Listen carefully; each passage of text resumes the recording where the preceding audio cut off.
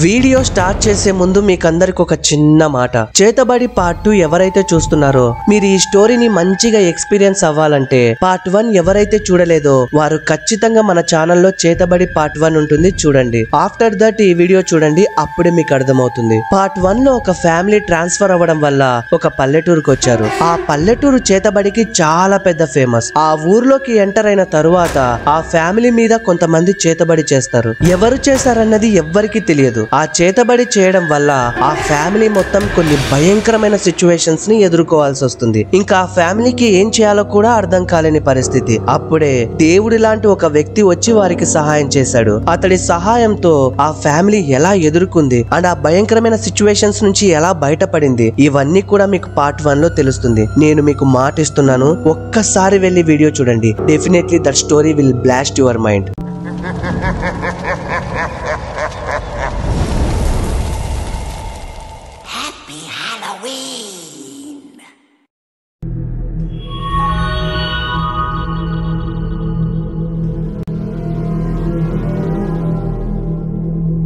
అది 1965లో విరూపపురంలో జరిగిన ఒక భయంకరమైన సంఘటన. ఆ రోజు రాత్రి 10 గంటల సమయంలో రామకృష్ణ అనే ఒక వ్యక్తి ఇంటి బయట కూర్చొని తింటూ ఉన్నాడు. తనకి భార్య పిల్లలంటూ ఎవరూ లేరు, ఒంటరిగానే ఉంటున్నాడు. ఇంటి ఎదురుగా జయప్పనాయుడు అనే ఒక వ్యక్తి ఉండేవాడు. ఆయన తన భార్యతో ఆ టైంలో ఇంటిమేట్ అవుతూ ఉన్నాడు. ఇంటిమేట్ అవుతున్నప్పుడు ఆ శబ్దాలు బయటకి వినిపిస్తూ ఉన్నాయి. అది వింటూ చాలా డిస్టర్బ్ అయిపోయిన రామకృష్ణ కోపంగా నడుచుకుంటూ ఆ ఇంటి దగ్గరికి వెళ్లి చిన్నగా కిటికీలో నుంచి లోపలికి చూశాడు. రూమ్ లో జయప్పనాయుడు మరియు నాగమణి ఇద్దరు భార్యాభర్తలు ఇంటిమేట్ అవుతూ కనిపిస్తారు. అది చూసి రామకృష్ణ చిన్నగా నడుచుకుంటూ ఊరి బయటకి వచ్చాడు. ఊరి పక్కనే ఒక భయంకరమైన పెద్ద అడవి ఉంది. రామకృష్ణ ఎవరైనా ఉన్నారేమో అని చుట్టూ చూశాడు. తరువాత నెమ్మదిగా అడవి లోపలికి పరిగెత్తుకుంటూ కోపంగా వెళ్తూ ఉన్నాడు. అలా చాలా దూరం వెళ్లిన తరువాత అక్కడ అతనికి ఒక గుహ ఎదురవుతుంది. ఆ గుహ లోపలికి వెళ్తే అక్కడ కొంతమంది సాధువులు కూర్చొని ఉంటారు. ఇక్కడికి నువ్వు ఎందుకొచ్చావో చెప్పక్కర్లేదు, నీ కళ్ళే చెప్తున్నాయి. ఎవరి జీవితాన్ని నాశనం చేయాలనుకుంటున్నావు? వారి గుండె చీలిపోవాలి, వాళ్ళ ప్రాణం విలవిలలాడాలి. ప్రతి క్షణం ఒక 10 మంది కలిసి వాళ్ళ గుండెల మీద కాళ్ళు పెట్టి తొక్కుతున్నట్టు నొప్పిని భరించాలి. వాళ్ళు బ్రతకకూడదు, బ్రతికుండగానే నరకం చూడాలి. మిమ్మల్ని నమ్ముకొని ఇంత దూరం వచ్చాను, నాకు సహాయం చేయండి. తప్పకుండా నువ్వు చెప్పినట్టుగానే చేద్దాం రామకృష్ణ. కానీ ఇది సాధారణ చేతబడి కాదు, చాలా భయంకరమైనది. 5 రోజుల వరకు వారికి నరకం చూపించి చంపేస్తుంది. ఎవరి శరీరాన్ని వాళ్ళే చంపుకునేలాగా చేస్తుంది. ఎవరికి చేతబడి చేయాలో వారి పేరు చెప్పు. నాగమణి, జయప్పనాయుడు. చూడు రామకృష్ణ, వారు లేని సమయాన్ని చూసుకొని ఇంట్లోకి ప్రవేశించు. రామకృష్ణ నాగమణి జయప్పనాయుడు లేని సమయం చూసి తన ఇంటి దగ్గరికి వెళ్ళాడు. అక్కడ జయప్పనాయుడు కొడుకు ఉన్నాడు. ఆ కొడుక్కి బయటకి వెళ్లి ఆడుకోమని చెప్పి షాప్ లో ఉన్న వాళ్ళ నాన్న వాళ్ళ అమ్మ ఏవో తీసుకొని రమ్మన్నారని జయప్పనాయుడు కొడుకుకు చెప్పి తను లోపలికి వెళ్ళిపోయాడు. చేతబడి ప్రభావం ఎక్కువగా ఉండాలంటే జుట్టు అనేది చాలా అవసరం. మొదటిగా అది తీసుకో. వారు వేసుకొని ఉతకకుండా వదిలేసిన వారి బట్టలు, దానిపై రక్తం కాని చెమట కాని ఉంటే మరీ మంచిది. నిఘా తంత్రానికి అవసరమయ్యే వారి యొక్క ఫోటో. చివరిగా వారు ఉపయోగించిన వస్తువులు, పళ్ళ బ్రష్, దువ్వెన, పాదరక్షలు, అలాగే తలదిండు. ఇవన్నీ తీసుకుని నా దగ్గరికి వచ్చిన 5 రోజుల్లోనే వారు చనిపోతారు. ఆ సాధువు చెప్పినట్టుగా రామకృష్ణ అవన్నీ తీసుకొని నెమ్మదిగా ఇంట్లో నుంచి బయటికి వెళ్తూ ఉండగా అదంతా చూసిన పిల్లవాడు ఇవన్నీ ఎందుకు అని అడిగాడు. మీ నాన్న తీసుకుని రమ్మన్నాడు, ఇవన్నీ నీకు తెలియదు కదా అని చెప్పి అక్కడి నుంచి వెళ్లిపోయాడు. ఊరి పొలిమేర వరకు ఎవరికి అనుమానం రాకుండా అవన్నీ ఒక ముల్లెలో కట్టుకొని చిన్నగా వెళ్తూ ఉన్నాడు. అడవిలోకి ఎంటర్ అయిన తర్వాత ఫాస్ట్ గా పరిగెత్తుకుంటూ సాధువు దగ్గరికి వెళ్ళాడు. నువ్వు అడిగినవన్నీ తీసుకొచ్చాను. ఈ రోజు నుంచి వాళ్ళు నరకం అనుభవించాలి, నవ్వుకు దూరం అవ్వాలి. చచ్చే ముందు కూడా నా పేరు తలుచుకుంటూ నరకం చూస్తూ చావాలి. అప్పుడే నాకు కాస్త మనశ్శాంతి దొరుకుతుంది. ఆ మాంత్రికుడికి ఇవన్నీ ఇచ్చి అర్ధరాత్రి 1:20 ఒక పెద్ద ముగ్గు గీసి దాని మీద ఒక నల్లటి బొమ్మ ఉంచి ఆ బొమ్మ చుట్టూ నిమ్మకాయలు పెట్టి వారి శరీరానికి సంబంధించిన వస్తువుల్ని దాని చుట్టూ పెట్టి మంత్రాలు చదువుతూ ఆ మాంత్రికుడు చేతబడి చేయడం మొదలు పెట్టాడు. దాని ఎదురుగా పగతో రగిలిపోతున్న రామకృష్ణ కళ్ళు మూసుకొని మంత్రాలు చదవడం మొదలు పెట్టాడు. ఇటు పక్క రామకృష్ణ వాళ్లకు సంబంధించిన వస్తువులు తీసుకెళ్లాడని వాళ్ళ కొడుకు జయప్పనాయుడు మరియు నాగమణికి చెప్పాడు. అందువల్ల రామకృష్ణ ఇలా చేతబడి చేస్తున్నాడని, అతడు వస్తే తరిమి తరిమి కొట్టాలని ఊర్లో వాళ్ళందరూ రామకృష్ణ ఇంటి దగ్గర కూర్చొని ఎదురు చూస్తూ ఉన్నారు. కానీ రామకృష్ణ మాత్రం ఈ 5 రోజులు ఆ మాంత్రికుడి దగ్గరే కఠోరమైన పూజలు చేస్తూ మంత్రాలు చదువుతూ చేతబడి చేస్తూ ఉన్నాడు. 5 రోజుల తర్వాత ఈ 5 రోజులు చాలా నరకం అనుభవించారు. 6వ రోజు ఉదయాన్నే జయప్ప నాయుడు తన గొంతు కోసుకొని తానే చనిపోయి పడి ఉన్నాడు. నాగమణి కూడా గొంతుకు ఉరి వేసుకొని చనిపోయి ఉంది. చనిపోయిన విషయం తెలుసుకున్న రామకృష్ణ వెంటనే ఆనందంగా పరిగెత్తుకుంటూ తన ఇంటికి వచ్చాడు. ఎదురుగా ఉన్న 2 శవాలని చూస్తూ ఉన్నాడు. ఏం తెలియనట్టు నిల్చున్న రామకృష్ణని చూసిన ఊర్లో వాళ్ళందరూ ఈ ఊరి నుంచి వెళ్లిపోమని బట్టలు చిరిగిపోయేంతలా కాళ్ళు చేతులు పట్టుకొని గట్టిగా కొడుతూ ఉన్నారు. అలా తనని రోడ్డంబడి వెంబడిస్తూ ఊర్లో నుంచి బయటికి తరిమేశారు. అక్కడి నుంచి రామకృష్ణ కూడా వెళ్లిపోయాడు.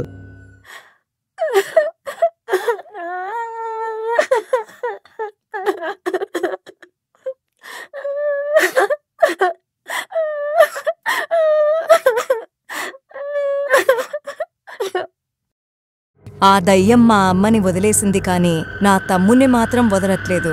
వాడి ప్రవర్తన రోజురోజుకి చాలా భయంకరంగా మారిపోతుంది సూర్య. చిన్న పిల్లోడ్రా వాడేం తప్పు చేశాడని ఇంత నరకం అనుభవించాలి. చుట్టుపక్కల ఉన్న వాళ్ళందరూ నా తమ్ముడి గురించి నా తల్లి గురించి మాట్లాడుతూ మమ్మల్ని దూరం పెడుతున్నారు.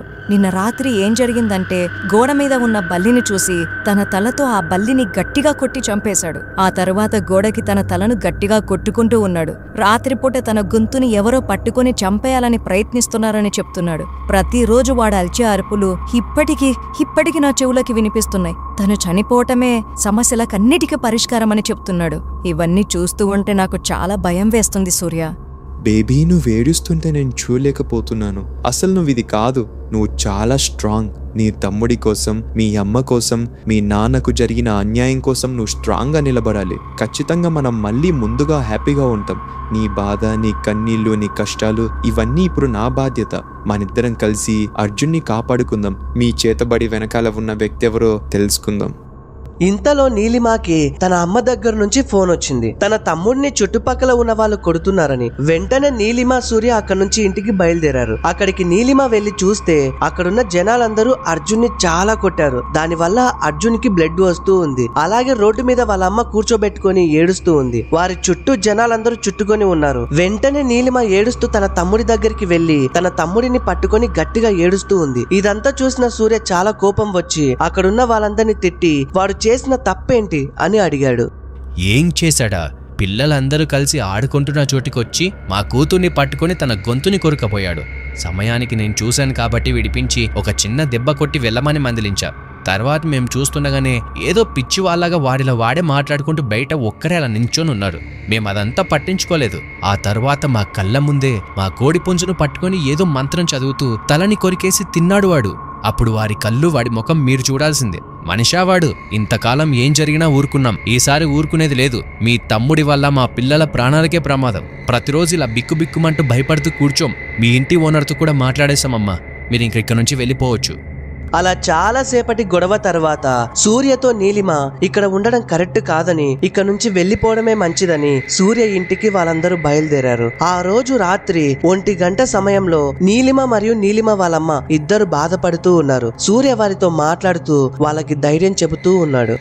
ఇలా బాధపడటం కరెక్ట్ కాదండి. నీలిమ, నువ్వైనా చెప్పు. ఇలా మన ముగ్గురం బాధపడుతూ ఇక్కడే కూర్చుంటే అర్జున్ని ఎవరు కాపాడుతారు? మనం ఆ ఊరికి వెళ్ళి మీకు సహాయం చేసిన ఆ మాంత్రికుని మళ్ళీ కలుద్దాం. సూర్య ఉన్నావా? తలుపు తెరువు సూర్య. ఇంతలో నీలిమ భయపడుతూ, నీకు ఎవరూ లేరన్నావు కదరా, ఎవరొచ్చారు ఈ టైంలో?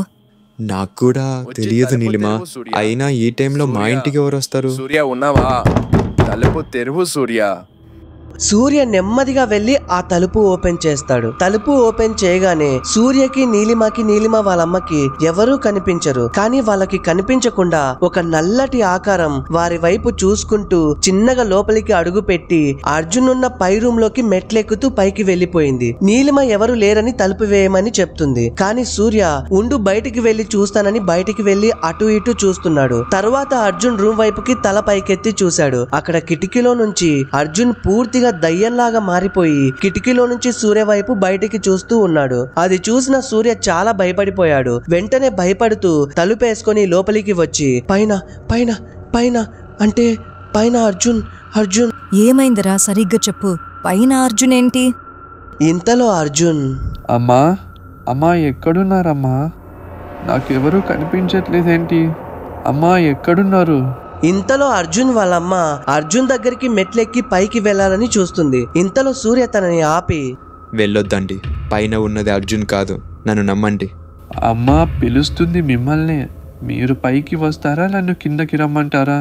అమ్మా అక్క అక్క ఎక్కడున్నారు? సరే నేనే కిందికి వస్తానుండండి. అలా అర్జున్ కిందకి దిగి వచ్చాక అది చూసిన ఆ ముగ్గురు భయపడుతూ అలా చూస్తూ ఉండిపోయారు. ఎందుకంటే అర్జున్ పూర్తిగా దయ్యంలాగా మారిపోయాడు. అర్జున్ ఒక్కొక్క అడుగు వాళ్ళ ముందుకు వేస్తున్నాడు. ఆ ముగ్గురు భయంతో ఒక్కొక్క అడుగు వెనక్కి వేసుకుంటూ వెళ్తున్నారు. నన్ను చూసి భయపడుతున్నారేంటమ్మా అనుకుంటూ ఒక్కొక్క అడుగు ముందుకు వేస్తూ వస్తున్నాడు. ఆ అర్జున్ అనే పిల్లవాడి లోపల నుంచి వాళ్ళ తాత శబ్దం కూడా వినిపిస్తుంది. ఒక క్షణం అర్జున్ మాట్లాడతాడు, ఒక క్షణం వాళ్ళ తాతయ్య మాట్లాడతాడు. ఇలా చాలా డిస్టర్బ్ గా మాట్లాడుతూ ఉంటాడు. అలా కొద్దిసేపటి తర్వాత అర్జున్ పరిస్థితి చాలా క్రూయల్ గా మారిపోతుంది. చాలా పిచ్చి పిచ్చిగా బిహేవ్ చేస్తూ ఉంటాడు. అది చూస్తూ ఆ ముగ్గురు భయపడుతూ ఉన్నారు. అర్జున్ మాత్రం నీ ముగ్గురిని చంపేస్తా అని ఒక్కొక్క అడుగు ముందుకి వేసుకుంటూ వస్తున్నాడు. వెంటనే సూర్య అక్కడి నుంచి బయటికి పరిగెత్తుకుంటూ వెళ్ళిపోతాడు. నీలిమ సూర్య సూర్య అని ఎంత పిలిచినా కూడా పలకకుండా బయటికి వెళ్ళిపోయాడు. వెంటనే కోపం వచ్చిన నీలిమ వాళ్ళమ్మ, కుక్కలకైనా కాస్త విశ్వాసం ప్రేమ ఉంటాయి, కానీ నువ్వు మొన్న నీ కన్న కొడుకుని నీ చేతులతోనే చంపుకున్నావు. ఇప్పుడు నీ మనవడిని కూడా చంపుతున్నావు. రేపు మమ్మల్ని కూడా చంపేస్తావు. ఇలా నీ వంశాన్ని నువ్వే నాశనం చేసుకుంటున్నావు. అయినా నీ కొడుకుని చంపుకున్నావు. అలా నా కొడుకుని చంపే హక్కు నీకెవరిచ్చారా? చూడు, ఇక్కడి నుంచి వెళ్ళిపో, మళ్ళీ రావద్దు. ఇంకోసారి నా మనవడిని తీసుకెళ్తానంటూ నా కొడుకు ఒంట్లోకి వచ్చావే అనుకో, వాడికేమన్నా అవుతే వాడితో పాటు నేను చచ్చిపోతాను. గుర్తుపెట్టుకో, చచ్చిపోయిన తర్వాత నిన్ను నీ కొడుకును మాత్రం వదలను. ఇప్పటి వరకు నా మనవడిని మాత్రమే తీసుకెళ్లాలని అనుకున్నాను, కానీ ఇప్పుడు నిన్ను నీ కూతుర్ని కూడా తీసుకెళ్తాను. అలా అనుకుంటూ నోరు గట్టిగా తెరిచి నీలిమ దగ్గరికి, నీలిమ వాళ్ళ అమ్మ దగ్గరికి రెండు చేతులు చాపి నడుచుకుంటూ వస్తున్నాడు. ఇంతలో పరిగెత్తుకుంటూ వెళ్లిపోయిన సూర్య అదే వీధిలో ఉన్న ఒక పూజారిని తీసుకుని లోపలికి వచ్చాడు. ఆ పూజారి హనుమాన్ చాలీసా చదువుతూ సింధూరం చేతిలో పట్టుకొని అర్జున్ దగ్గరికి వచ్చాడు. నా దగ్గరికి రావద్దు అని ఆ దయ్యం ఎంత చెప్పినా కూడా ఆ పూజారి ధైర్యంగా వెళ్లి అతని మీద సింధూరం పూశాడు. దానివల్ల అర్జున్ అలాగే వెనక్కి వెళ్లి గోడకి కొట్టుకున్నాడు. అలాగే గోడకు గట్టిగా అతుక్కొని గట్టిగా అరుస్తూ ఉన్నాడు. అలా అరుస్తూ ఉంటే ఆ అరుపులకి నీలిమ చెవులు కూడా మూసుకుంది. వెంటనే అర్జున్ కింద పడి కళ్ళు తిరిగి పడిపోయాడు. ఆ తరువాత ఆ పూజారి, ఈ విద్యలు నాకు తెలియవమ్మా, దయచేసి ఈ అబ్బాయిని ఎక్కడికైనా మాంత్రికుడి దగ్గరికి తీసుకెళ్ళండి, మీకే మంచిది. చుట్టుపక్కల ఉన్న వాళ్ళకి తెలిస్తే మిమ్మల్ని వీధిలో కూడా ఉంచరు, కాబట్టి జాగ్రత్తగా ఉండండి అని అక్కడి నుంచి వెళ్లిపోయాడు. తరువాత వాళ్ళు అర్జున్ ని తీసుకొని వెళ్లి పైన రూమ్ లో పడుకోబెట్టి వాళ్ళు కూడా రూమ్ లోనే పడుకొని ఉన్నారు. సూర్య, ఏం ఆలోచిస్తున్నావురా? నేను అడిగే ప్రశ్నలకి నీ దగ్గర సమాధానం ఉంటే పర్లేదు, లేదంటే నేను చెప్పింది చెయ్యి. మీ మీద చేతబడి జరిగింది నిజమే, కానీ ఆ చేతబడి చేసింది ఎవరు? ఆ మాంత్రికుడు నీకు సహాయం చేయాలని చూశాడు, కానీ నువ్వు చీత్తు అని రాళ్లతో కొట్టినా కూడా ఎందుకు నీ వెనకే ఉండి నీకు సహాయం చేశాడు? అది తన మంచితనం అనుకుందాం. అయితే మంచినీళ్ళ కోసం వచ్చిన ఆ మాంత్రికుడు నీ గొంతు పట్టుకున్నప్పుడు మీ అమ్మని చూసి భయపడి బయటికి ఎందుకు పారిపోయాడు? అది తన పిచ్చి అనుకుందాం. కానీ మీ నాన్న హాస్పిటల్లో చనిపోయినట్టు ఎవ్వరికీ తెలియదు. మరి అందరికంటే ముందు ఆ మాంత్రికుడికి ఎలా తెలిసింది? అతను ఒక శక్తి, వాడొక దేవుడు అనుకుందాం. ఇక్కడ నాకు పూర్తిగా డౌట్ వచ్చే విషయం ఏంటంటే, మీ తాత సమాధి ఎక్కడ ఉంటుందో నీకు మీ అమ్మకు తెలియదు. ఆ విరూపపురం మీ ఊరు అసలు కాదు. అలాంటప్పుడు మీ తాతయ్య సమాధి ఆ ఊరిలోనే ఉందని ఆ మాంత్రికుడికి ఎలా తెలుసు? వీటన్నిటికీ నీ దగ్గర సమాధానం ఉందా? లేదు. అయితే మనం రేపే విరూపపురం వెళ్తున్నాం, ఆ మాంత్రికుడిని కలుస్తున్నాం. మరుసటి రోజు ఉదయాన్నే నీలిమ అర్జున్ని చూసుకోమని వాళ్ళమ్మకి చెప్పి అక్కడే పెట్టి ఆ రోజు సాయంత్రానికే తిరిగేసుకుని వస్తామని వాళ్ళు బైక్ మీద విరూపపురానికి బయలుదేరారు. ఇల్లు దాటి కాస్త దూరం వెళ్లిన తర్వాత అక్కడే ఒక చెట్టు కింద ఆ మాంత్రికుడు భిక్షం తింటూ ఉన్నాడు. నీలిమ మరియు సూర్య అటువైపుగా వస్తూ ఉండటం చూసి ఫేస్ కనిపించకుండా ముసుగు ధరించాడు. నీలిమ మరియు సూర్య అక్కడి నుంచి వెళ్లిపోయారు. ఆ మాంత్రికుడు అక్కడే భిక్షం తినేసి అక్కడే చెట్టు కింద కాస్త విశ్రాంతి తీసుకుంటాడు. నీలిమ మరియు సూర్య విరూపపురానికి దగ్గరికి వచ్చారు. ఇక్కడేమో నీలిమ వాళ్ళమ్మ కొద్ది రోజులుగా నిద్ర లేకపోవడం వల్ల పడుకొని ప్రశాంతంగా నిద్రపోతూ ఉంది. ఇంతలో ఏదో గుర్తొచ్చి నీలిమ వాళ్ళమ్మ ఉలిక్కిపడి లేస్తుంది. లేచి పక్కకి తిరిగి చూస్తే బెడ్ మీద ఒక కుర్చీ పెట్టి ఆ కుర్చీ మీద స్టూల్ వేసి ఒంటి మీద ఒక్క నూలుగు పోగు లేకుండా న్యూడ్గా ఉంటూ ఫ్యాన్ కి ఉరేసుకుని గిలగిలా కొట్టుకుంటూ ఉంటాడు అర్జున్. వెంటనే నీలిమ వాళ్ళమ్మ లేచి ఎందుకు ఇలా బిహేవ్ చేస్తున్నావు నాన్న అని తన కాళ్ళని గట్టిగా పట్టుకొని తన మెడకు కట్టుకున్న చిన్నిని విప్పాలని చూస్తుంది. కానీ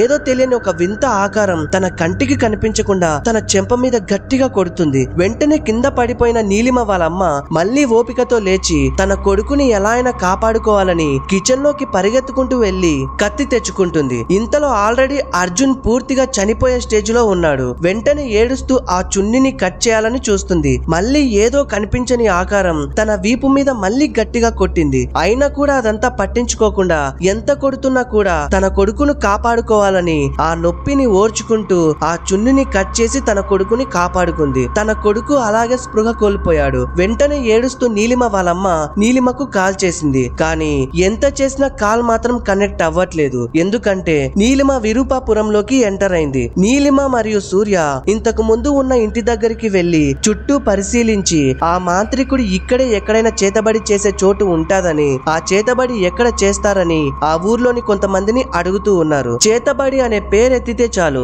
వారిని కొంతమంది గట్టిగా తిట్టేవారు, మరి కొంతమంది భయపడి అక్కడి నుంచి పారిపోయేవాళ్ళు. ఇదంతా గమనిస్తుంటే వాళ్ళకి ఏమీ అర్థం కాక పిచ్చి పట్టినట్టు అనిపించింది. అయినా కూడా అలా ముందుకి వెళ్తూ ఒక వ్యక్తిని అడిగారు. ఆ వ్యక్తి మాత్రం ఫస్ట్ అంగీకరించకపోయినా తర్వాత సూర్య డబ్బులు ఇచ్చి చేతబడి ఎక్కడ చేస్తారో తెలుసుకున్నారు. వెంటనే ఆ వ్యక్తి చెప్పిన అడ్రస్ ప్రకారం చేతబడి చేసే దిక్కుకి వెళ్లారు. ఊరికి పక్కనే ఉన్న అడవిలో చేతబడి చేస్తుండడం తెలుసుకుని అడవి గుండా లోపలికి నీలిమ మరియు సూర్య ఒకరిచే ఒకరు పట్టుకొని భయపడుతూ లోపలికి నడుచుకుంటూ వెళ్తున్నారు. ఏవేవో విచిత్రమైన సౌండ్లు వాళ్ళని చాలా భయపడుతున్నాయి. వారి వెనుక ఎవరో నడుచుకుంటూ వస్తున్నట్టు వారికి అనిపిస్తూ ఉంది. కానీ ఎటు చూసినా కూడా ఒక్క మనిషి కూడా కనిపించట్లేదు. అలాగే ధైర్యంగా నడుచుకుంటూ లోపలికి వెళ్తున్నారు. ఇంతలో వాళ్ళకి ఒక గృహ ఎదురైంది. అలాగే ఆ గృహ లోపలికి నడుచుకుంటూ నెమ్మదిగా వెళ్తున్నారు. అక్కడ మాంత్రికులు కళ్ళు మూసుకొని ఎదురుగా నిప్పుల గుండం పెట్టుకొని మంత్రాలు చదువుతూ ఉన్నారు. నీలిమ ఆ మాంత్రికుడి కోసం వాళ్ళందరినీ గమనిస్తూ ఉంది. కానీ ఎక్కడ కూడా నీలిమకు ఆ మాంత్రికుడు కనిపించడు. ఇంతలో వారిలో ఉన్న ఒక మాంత్రికుడు కళ్ళు మూసుకొని, ఎవరి కోసం చూస్తున్నావు నీలిమ? భగీరథ కోసమా? తనిక్కడ లేడు. నా పేరు నీలిమ అని మీకెలా తెలుసు? పిచ్చి బాలిక, నాకన్నీ తెలుసు. నీకే ఏమీ తెలీదు. నీ రాక కోసమే ఎదురు చూస్తున్నాను. ఒక దుష్టశక్తి మీ తమ్ముడి ప్రాణాన్ని బలి కోరుతుంది. ఆ దుష్టశక్తి ఎవరో కాదు, మీ తాతయ్య అని కూడా నాకు తెలుసు. అలాగే మీకు ఎవరు చేతబడి చేశారో కూడా నాకు తెలుసు. అది వినగానే నీలిమ షాక్ అయిపోతూ తన దగ్గరికి వెళ్లి ఎవరు చేశారు, ఎవరు ఈ చేతబడి చేస్తుంది, దయచేసి చెప్పండి, ఎవరు ఈ చేతబడి చేసింది అని అడుగుతూ టెన్షన్ పడుతూ ఉంది. ఎందుకంత తొందర నీకు? ఈరోజు రాత్రి అమావాస్య. రాత్రి 10 గంటల సమయంలో నువ్వు ఆ బాబుతో పాటు ఇక్కడే ఉండండి. రాత్రి చూపిస్తా. రాత్రి 9 దాటింది. అర్జున్ పూర్తిగా అలసిపోయి తన అమ్మ ఒడిలో పడుకొని నిద్రపోతున్నాడు. ఆ అమ్మ ఇంట్లో పరిస్థితుల గురించి ఆలోచిస్తూ బాధపడుతూ కూర్చుంది. నీలిమ ఈ రోజు రాత్రికి వస్తానని చెప్పింది, ఇంకా రాలేదేంటి అని ఆలోచిస్తున్న టైంలో బయట ఎవరో తలుపులు కొడుతున్న శబ్దం వినిపించింది. నీలిమ అయ్యుంటుందని వెంటనే వెళ్లి డోర్ ఓపెన్ చేసి చూస్తే బయట ఆ మాంత్రికుడు నిల్చొని చూస్తూ ఉన్నాడు. వెంటనే లోపలికి వచ్చిన మాంత్రికుడు, అమ్మా నీ కొడుకు ఎక్కడ ఉన్నాడు అని మెట్లెక్కుతూ పైకి వెళ్తూ ఉన్నాడు. మీరిక్కడికి ఎలా వచ్చారు అనుకుంటూ తనని ఆపాలని ఎంత ప్రయత్నించినా కూడా, అమ్మా దయచేసి మీరు నాకు అడ్డు రాకండి అని పైకి వెళ్లి అర్జున్ దగ్గర నిలబడ్డాడు. అర్జున్ నిద్రపోతూ ఉన్నాడు. ఆ మాంత్రికుడు నిద్రపోతున్న అర్జున్ మెడ పట్టుకొని అలాగే పైకి లేపాడు. వెంటనే తన ఒంట్లో ఉన్న దుష్టశక్తి బయటకి వచ్చింది. వెంటనే తనని గట్టిగా పట్టుకొని ఆ మాంత్రికుడు కిందకి తీసుకొని వచ్చేస్తున్నాడు. ఆ దయ్యం విడిపించుకోవాలని ఎంత ప్రయత్నించినా అలాగే గట్టిగా పట్టుకొని కిందకి వస్తుంటే అర్జున్ వాళ్ళమ్మ ఆపడానికి ప్రయత్నించింది. అమ్మా దయచేసి నాకు అడ్డు రాకండి, మీకు చెప్తే అర్థం కాదా అని తనకి చెప్పి కిందకి వెళ్తూ ఉంటే, నేను నిన్ను వెళ్ళనివ్వను, నా కొడుకుని నాకిచ్చి వెళ్ళు అని చెప్పి అక్కడే తనకి అడ్డుగా నిల్చుంది. నన్ను క్షమించండి అమ్మా అంటూ ఆ మాంత్రికుడు జస్ట్ తన చేతితో తనని ముట్టుకొని పక్కకి తోశాడు. అంతే, తను దూరంగా వెళ్లి గోడకి తగులుకొని కింద పడింది. వెంటనే అక్కడి నుంచి అర్జున్ ని పట్టుకొని బయటికి వచ్చి ఆ మాంత్రికుడు అర్జున్ ని రోడ్డు మీద తీసుకెళ్తూ ఉన్నాడు. అర్జున్ వాళ్ళమ్మ బయటికి వచ్చి గట్టి గట్టిగా అరుస్తూ కేకలు పెడుతూ చుట్టుపక్కల వాళ్ళకి చెప్తే చుట్టుపక్కల వాళ్ళు ఆ మాంత్రికుడిని అడ్డుకోవాలని ప్రయత్నించారు. నాకు అడ్డు వచ్చింది ఎవరైనా సరే ప్రాణాల మీదకి మాత్రం తెచ్చుకోకండి, దయచేసి నాకు అడ్డు రాకండి అని చెప్పాడు. అలా ఎవరు ఎదురుగా వచ్చినా కూడా తన చేతులతో తన ముందుకు తోసేసరికి వాళ్ళందరూ చాలా దూరంగా వెళ్లి పడిపోతున్నారు. ఆ మాంత్రికుడికి చాలా శక్తులు ఉన్నాయని తెలుసుకొని అందరూ భయపడిపోయి చాలా దూరంగా నిల్చున్నారు. ఆ మాంత్రికుడు అర్జున్ని అలాగే తీసుకెళ్తూ వాళ్ళు ఉన్న పాత ఇంటికి వెళ్ళాడు. అర్జున్ని ఇంటి లోపలికి తీసుకెళ్లి ఆ మాంత్రికుడు తలుపులు వేసుకున్నాడు. బయట ఉన్న అర్జున్ వాళ్ళమ్మ లోపలికి వెళ్ళడానికి ఎంత ప్రయత్నించినా లోపలికి వెళ్ళలేకపోయింది. నేనేం చేయాలి దేవుడా అనుకుంటూ నీలిమకి చాలా సార్లు ఫోన్ చేసింది. నీలిమ అడవిలో ఉన్న కారణంగా తన ఫోన్ అయితే కలవట్లేదు. నీలిమ పసుపు నీళ్లతో స్నానం చేసి ఆ మాంత్రికుడి ఎదురుగా కూర్చొని ఉంటుంది. సూర్య కూడా కొంచెం దూరంలో కూర్చొని ఇదంతా గమనిస్తూ ఉన్నాడు. చూడమ్మా, మీ కుటుంబం మీద చేసింది రక్తబంధన చేతబడి.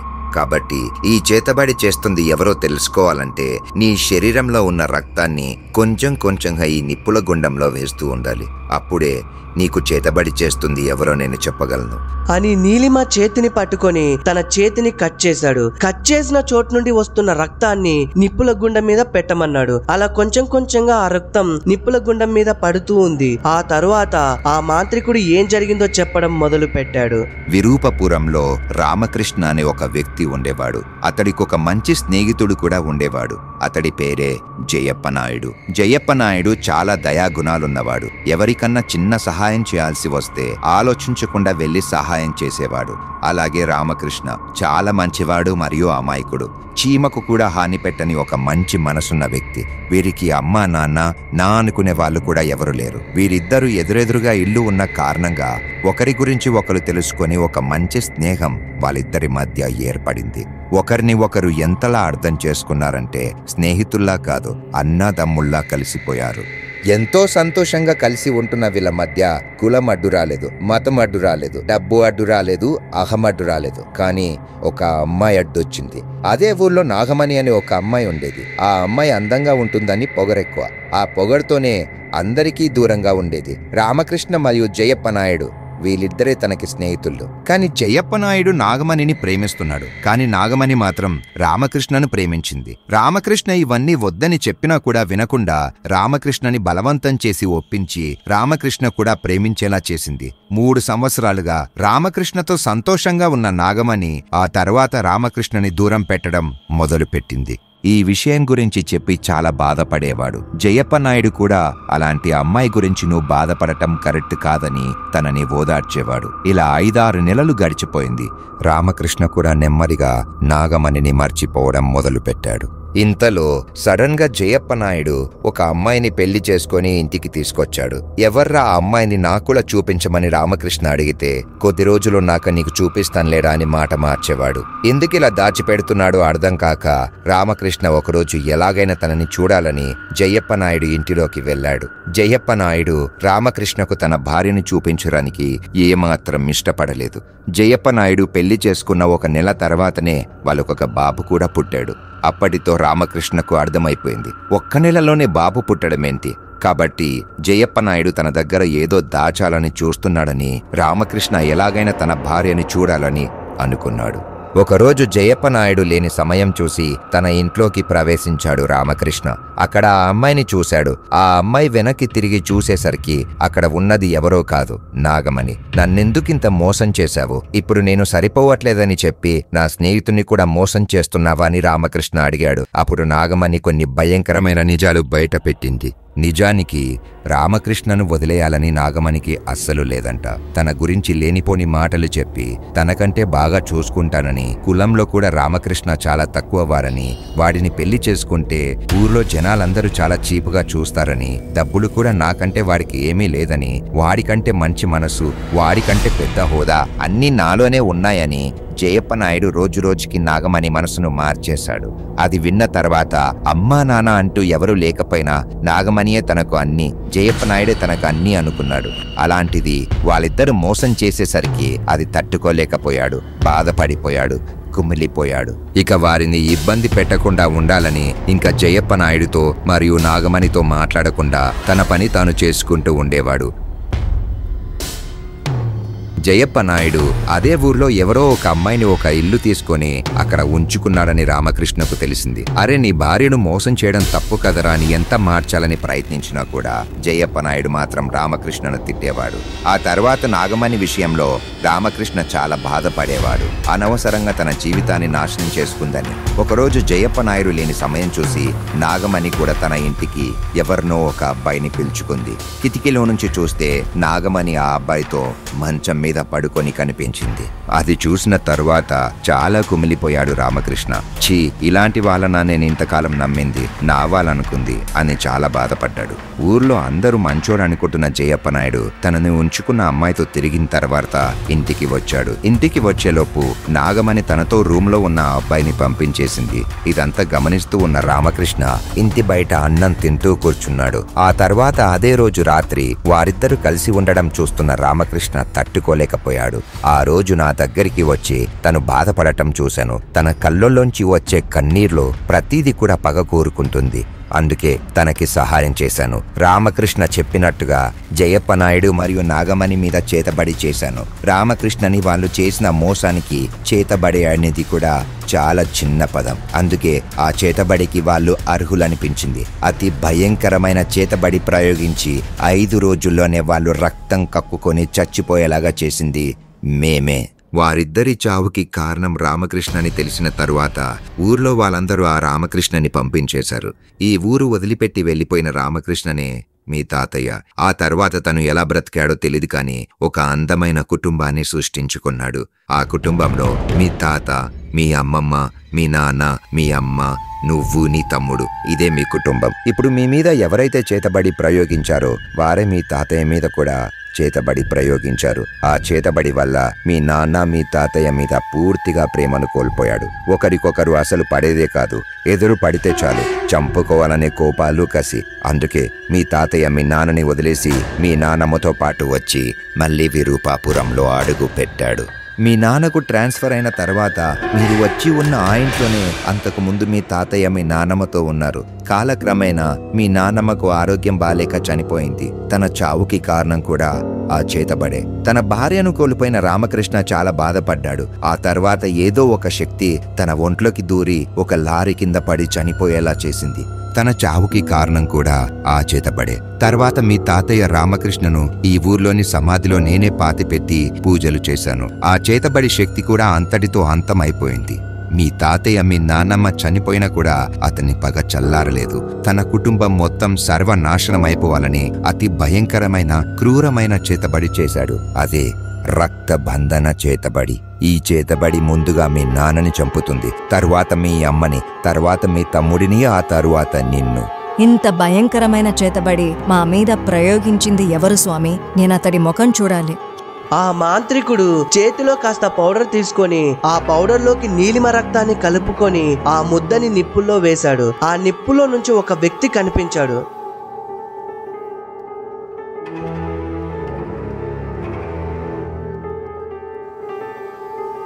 ఏంటి? ఇతను ఆ చేతబడి చేసింది? ఇతను మాకు చేతబడి నుంచి కాపాడాడు కదా స్వామి. ప్రతి విషయానికి ముందు వెనక ఉంటుందమ్మా. నువ్వు ముందు మాత్రమే చూసావు, ఇప్పుడు నేను నీకు వెనక కూడా చూపిస్తాను. ఇతని పేరు భగీరథ. జయప్ప నాయుడు మరి నాగమణిల కొడుకు. తన తల్లిదండ్రుల చావుకి కారణమైన మీ తాతయ్య మీద పగ పెంచుకున్నాడు. ఆ తర్వాత చిన్నప్పుడే నా దగ్గరికి వచ్చి ఈ చేతబడి విద్యలు నేర్చుకున్నాడు. ఆ తర్వాత మీ తాతయ్యను చేతబడి చేసి చంపాక తన కుటుంబం నాశనమైనట్టుగా మీ కుటుంబాన్ని కూడా నాశనం చేయాలని మీ కుటుంబం మీద కూడా చేతబడి చేశాడు. అది మామూలు చేతబడి కాదు, రక్తబంధన చేతబడి. ఈ చేతబడి వల్ల ఆ కుటుంబంలో చనిపోయిన మనిషి సమాధిలో నుంచి నిద్రలేచి ఎన్నో దుష్ట శక్తుల శక్తితో తన కుటుంబాన్ని తానే నాశనం చేసుకుంటుంది. అందుకే ఆ శక్తి మిమ్మల్ని ఇప్పటికీ వదలట్లేదు. ఆ చేతబడి చేసిన కొన్నాళ్ళకే మీ నాన్న చనిపోయాడు. కానీ మీ నాన్న చనిపోయే ముందు ఇంకొక విషయం జరిగిందమ్మా. సమాధి నుంచి లేచి వచ్చిన మీ తాతయ్య తన కొడుకును చంపడానికి వచ్చాడు, కానీ చంపడానికి వచ్చింది మీ నాన్న దగ్గరికి కాదు, భగీరథ దగ్గరికి. ఆ తర్వాత ఆ శక్తి నుంచి తప్పించుకున్న భగీరథ ఏమై ఉంటుందని ఆరా తీస్తే తెలిసిందేమిటంటే భగీరథ జయప్ప నాయుడు మరియు నాగమణిల కొడుకు కాదు, రామకృష్ణ మరియు నాగమణిల కొడుకు. రామకృష్ణ మరియు నాగమణి ప్రేమించుకున్నప్పుడు వాళ్ళిద్దరూ కలిశారు. ఆ అమ్మాయి గర్భవతి అయిన తరువాత రామకృష్ణ వదిలేసి జయప్ప నాయుడు మాయమాటలు విని తనని పెళ్లి చేసుకుంది. తన కడుపులో బిడ్డ ఉందని తెలిసి కూడా జయప్ప నాయుడు పెళ్లి చేసుకున్నాడు.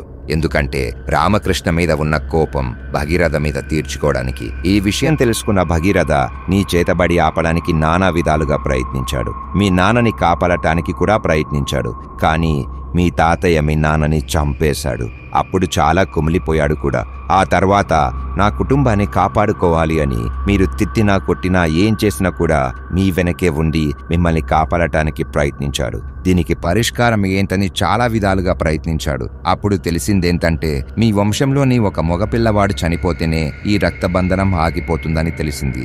అప్పుడే భగీరథకు అర్థమైంది, మీ తమ్ముని చంపితే కానీ ఆ రక్తబంధన ఆగిపోదు. అప్పుడే మీ తాతయ్య భగీరథని మిమ్మల్ని వదిలేస్తాడు. ఈ విషయంలో నేనేమీ చేయలేనమ్మా, అంతా చేయి దాటిపోయింది. అందుకే భగీరథ కోసం మీరు ఇక్కడికి వచ్చే ముందే భగీరథ మీ తమ్ముడి కోసం అక్కడికి వెళ్ళాడు. ఇప్పుడు మీకు పూర్తిగా అర్థమైందనుకుంటాను. అంటే ఇప్పుడు భగీరథ నా తమ్ముణ్ణి చంపడానికి వెళ్ళాడా? లేదు, నా తమ్ముని ఎలా అయినా కాపాడుకుంటాను. సూర్య బైక్ తీ, మనం ఫాస్ట్ గా వెళ్ళాలి. అక్కడి నుంచి నీలిమ మరియు సూర్య పరిగెత్తుకుంటూ అడవి బయటికి వచ్చి వాళ్ళ బైక్ తీసుకొని వాళ్ళ ఊరికి బయలుదేరారు. వాళ్ళ ఇంటికి ఎన్నిసార్లు ఫోన్ చేసినా కూడా వాళ్ళమ్మ ఫోన్ లిఫ్ట్ చేయట్లేదు. చాలా భయపడుతూ ఉన్న నీలిమ దారిలోనే ఏడుస్తూ ఉంది. నీలిమ వాళ్ళమ్మ బయట నించొని ఏడుస్తూ ఉంది. లోపల ఉన్న ఆ భగీరథ మంత్రికుడికి భయపడిన జనాలు ఎవరు కూడా ముందుకు రాకుండా అక్కడే నించొని ఏం జరుగుతుందో అని చూస్తూ ఉన్నారు. లోపల భగీరథ అర్జున్ చేతిని పట్టుకొని మంత్రాలు చదువుతూ ఉన్నాడు. ఇలా 2 గంటలు గడిచిపోయింది. ఇంతలో నీలిమ మరియు సూర్య బైక్ మీద అర్జున్ ఇంటి దగ్గరికి వచ్చేశారు. వెంటనే సూర్య దిగి ఇంటి తలుపులు బద్దలు కొట్టాడు. బద్దలు కొట్టి లోపలికి వెళ్లి చూస్తే భగీరథ నిప్పుల గుండంలో కూర్చొని అలాగే కాలిపోయి బూడిదైపోయి చనిపోయాడు. వెంటనే సూర్య పరిగెత్తుకుంటూ వెళ్లి అర్జున్ని తీసుకొని బయటకి వచ్చాడు. పెద్దనాన్న చాలా మంచివాడమ్మా. మన కుటుంబానికి ఏం కాకూడదని తనే చనిపోయాడు. తమ్ముడితో చెప్పాడంట, అమ్మని బాగా చూసుకో, అక్కని బాగా చూసుకో, నువ్వు బాగా చదువుకొని గొప్పవాడివవ్వాలి, ఒక్కసారి పెద్దనాన్న అని పిలువురా అన్నాడంట. తను చేసిన తప్పుకి మళ్ళీ మళ్ళీ క్షమాపణ కోరాడంట. ఇక మీకు ఎటువంటి ఇబ్బంది రాదు అని చెప్పి పెద్దనాన్న నిప్పుల్లో కారిపోయాడంట. తర్వాత తన ఆత్మని తాతయ్య తీసుకెళ్లిపోయాడంట. తెలుసో తెలియకో చేసే చిన్న చిన్న పొరపాట్లకి చాలా పెద్ద పెద్ద శిక్షలు ఎదుర్కొంటూ ఉంటాం కదమ్మా. కత్తి పట్టుకున్నోడు కత్తికే బలైపోతాడు.